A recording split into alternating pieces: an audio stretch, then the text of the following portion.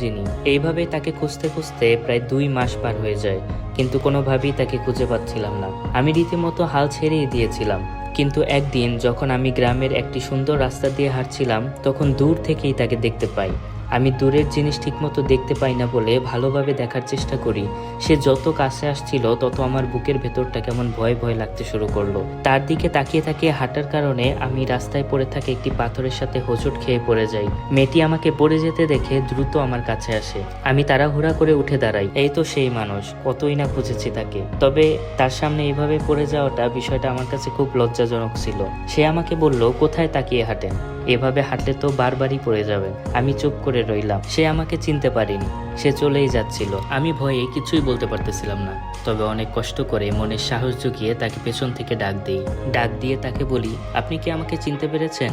একদিন স্টেশনে আপনার সাথে ধাক্কা লেগেছিল। মেয়েটি কিছুক্ষণ ভেবে চিনতে পারে আমাকে। আমি তাকে বলি, সেই দিনের পর থেকে আমি আপনাকে গ্রামের প্রতিটা কোনায় কোনায় খুঁজেছি, কোথাও খুঁজে পাইনি। এই 2 মাস ধরে খুঁজতে খুঁজতে আপনি আমার সামনে এইভাবে পড়ে যাবেন আমি কখনো ভাবতেই পারিনি।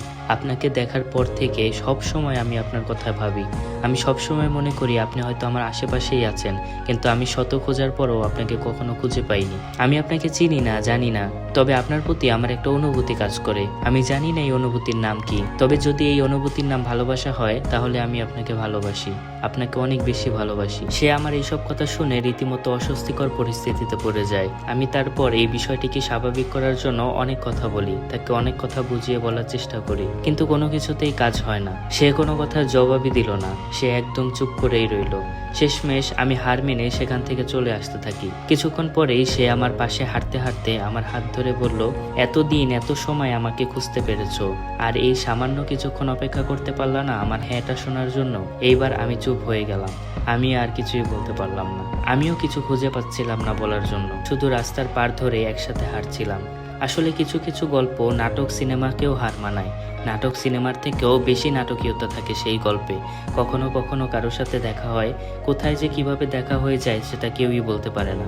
আসলে কেউ যদি কাউকে ভালোবেসে থাকে তাহলে সেটা তাকে তখনই জানিয়ে দেওয়া উচিত। আমি যদি তাকে সেই সময় কথাটা না বলতাম, হয়তো আমি তাকে কখনোই পেতাম না, হয়তো কখনোই আর তাকে এই কথাটা বলা হতো না, আমি তাকে হারিয়ে ফেলতাম। গল্পটা এক ভাইয়ের বাস্তব জীবন থেকে নেওয়া। আপনাদেরও যদি কারো এরকম গল্প থেকে থাকে আমাদের সাথে শেয়ার করবেন। পরবর্তী ভিডিওটা আপনাদের কারো গল্প নিয়ে হবে।